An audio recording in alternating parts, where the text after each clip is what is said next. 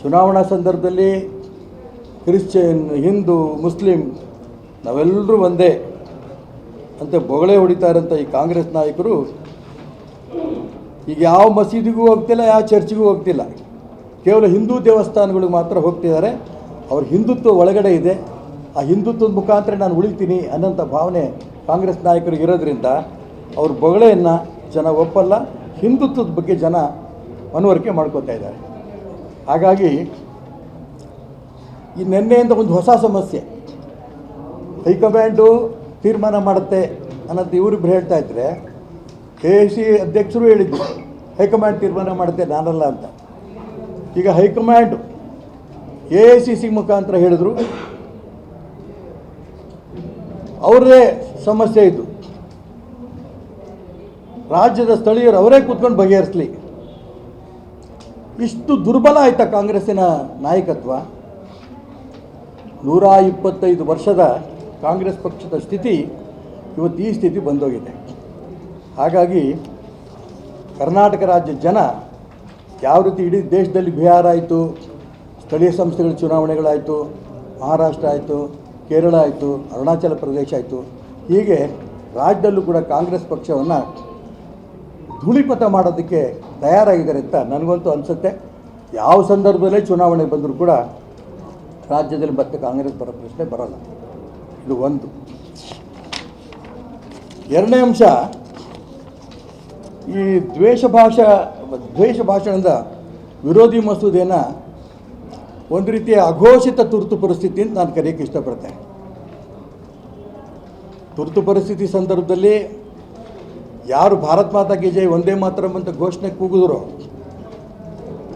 ಅಂಥವ್ರನ್ನು ಸೇರಿ ಇಡೀ ದೇಶದ ವಿರೋಧ ಪಕ್ಷ ನಾಯಕರನ್ನೆಲ್ಲರೂ ಕೂಡ ಜೈಲಿಗೆ ತಳ್ಳಿದ್ರು.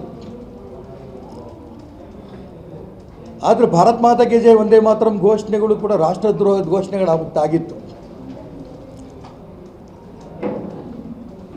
ಆದರೆ ಅವತ್ತು ಸರ್ವಾಧಿಕಾರಿಯಂತೆ ವರ್ತನೆ ಮಾಡಿ ತುರ್ತು ಪರಿಸ್ಥಿತಿಯನ್ನು ತಂದಂಥ ಶ್ರೀಮತಿ ಇಂದಿರಾ ಗಾಂಧಿ ಅವರು,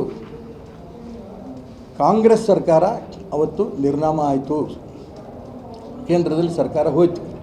ರಾಷ್ಟ್ರಭಕ್ತರಿಂದ ಕೂಡಿದಂಥ, ಜೈಲಲ್ಲಿ ಹೋರಾಟ ಮಾಡ್ಕೊಂಡ್ಬಂದಂಥ, ಎರಡನೇ ಸ್ವಾತಂತ್ರ್ಯಕ್ಕೋಸ್ಕರ ಹೋರಾಟ ಮಾಡಿದಂಥ ನಾಯಕರ ನೇತೃತ್ವದಲ್ಲಿ ಸರ್ಕಾರ ಬಂತು. ಈಗ ಈ ದ್ವೇಷ ಭಾಷಣದ ವಿರೋಧಿ ಮಸೂದೆ ಕಾಂಗ್ರೆಸ್ ಸರ್ಕಾರ ಇದೇನು ತಂದಿದೆ, ಆ ಹಿಂದೂ ನಾಯಕರನ್ನ, ಹಿಂದೂ ಸಂಘಟನೆಗಳನ್ನು ಹತ್ತಿಕ್ಕಲು ತಂದಿರೋಂಥ ಒಂದು ಕರಾಳವಾದ ಶಾಸನ ಇದು. ಕಾಂಗ್ರೆಸ್ ಪಕ್ಷ ಪಾಕಿಸ್ತಾನ್ ಜಿಂದಾಬಾದ್ ಅಂತ ಕೂಗೋರನ್ನ ಅರೆಸ್ಟ್ ಮಾಡಲ್ಲ, ಜೈಲಲ್ಲಿ ಕಳಿಸಿಲ್ಲ. ಮೊನ್ನೆ ಬೆಳಗಾಂನಲ್ಲಿ ನಡೆದಂಥ ಅಧಿವೇಶನದಲ್ಲಿ ಸ್ವತಃ ಪರಮೇಶ್ವರ್ ಹೇಳಿಕೆ ಕೊಟ್ಟರು, ಪಾಕಿಸ್ತಾನ್ ಜಿಂದಾಬಾದ್ ಅಂತ ಇಷ್ಟು ಕಡೆ ಘೋಷಣೆಗಳು ಕೂಗಿದ್ದಾರೆ. ಅವ್ರು ಎಷ್ಟು ಜನ ಜೈಲಲ್ಲಿದ್ದಾರೆ? ರಾಷ್ಟ್ರದ್ರೋಹಿಗಳಲ್ವಾ? ಯಾಕೆ ಕಾಂಗ್ರೆಸ್ ಪಕ್ಷ ಪಾಕಿಸ್ತಾನ್ ಜಿಂದಾಬಾದ್ನ ಕೂಗಿರೋ ರಕ್ಷಣೆ ನೀವು ಮಾಡ್ತಾಯಿದ್ದೀರಿ? ಇದಕ್ಕೆ ಉತ್ತರ ಇಲ್ಲ. ಈಗ ದ್ವೇಷ ಭಾಷಣ ಅನ್ನೋ ನೆಪದಲ್ಲಿ ತಮಗೆ ಬೇಕಾದವ್ರನ್ನ ಅರೆಸ್ಟ್ ಮಾಡೋಕ್ಕೆ ಒಂದು ವ್ಯವಸ್ಥೆ ಮಾಡ್ಕೊಂಡಿದ್ದಾರೆ. ಅದು ಜಾಮೀನು ಇಲ್ಲ. 1 ರಿಂದ 7 ವರ್ಷದ ತನಕ ಮೊದಲನೇ ಸರಿ ದ್ವೇಷ ಭಾಷಣ ಅನ್ನೋರಿಗೆ ಶಿಕ್ಷೆ, ಜೈಲು ಶಿಕ್ಷೆ. ಎರಡನೇ ಸರಿ ಆದರೆ 2 ವರ್ಷದಿಂದ 10 ವರ್ಷದ ತನಕ. ನನಗೆ 7 ಕೇಸ್ ಇದೆ ನನ್ನ ಮೇಲೆ ಇವತ್ತು. ಅಂದರೆ 70 ವರ್ಷನೂ ಜೈಲಾಗಿರ್ಬೇಕು. ಹೀಗೆ ಒಂದು ರೀತಿಯ ಸರ್ವಾಧಿಕಾರಿ ಧೋರಣೆ ಇವತ್ತೇನು ರಾಜ್ಯದಲ್ಲಿ ಕಾಂಗ್ರೆಸ್ ಸರ್ಕಾರ ನಡೆಸ್ತಾ ಇದೆ, ಇದನ್ನು ಯಾವುದೇ ಕಾರಣಕ್ಕೂ ಕೂಡ ಕರ್ನಾಟಕ ರಾಜ್ಯದ ಪ್ರಜ್ಞಾವಂತ ಮತದಾರರು ಇದನ್ನು ಒಪ್ಪಲ್ಲ. ಇದು ನೇರವಾಗಿ ಹಿಂದೂ ಸಂಘಟನೆಗಳನ್ನು, ಹಿಂದೂ ನಾಯಕರುಗಳನ್ನು ಅವ್ರ ಬಗ್ಗೆ ಜೈಲಿಗೆ ಕಳಿಸಿ ತಾವು ಆಡಳಿತ ನಡೆಸಬೇಕು ಅನ್ನೋಂಥ ಒಂದು ಮಸೂದೆ ಈ ಮಸೂದೆ ಆಗಿದೆ.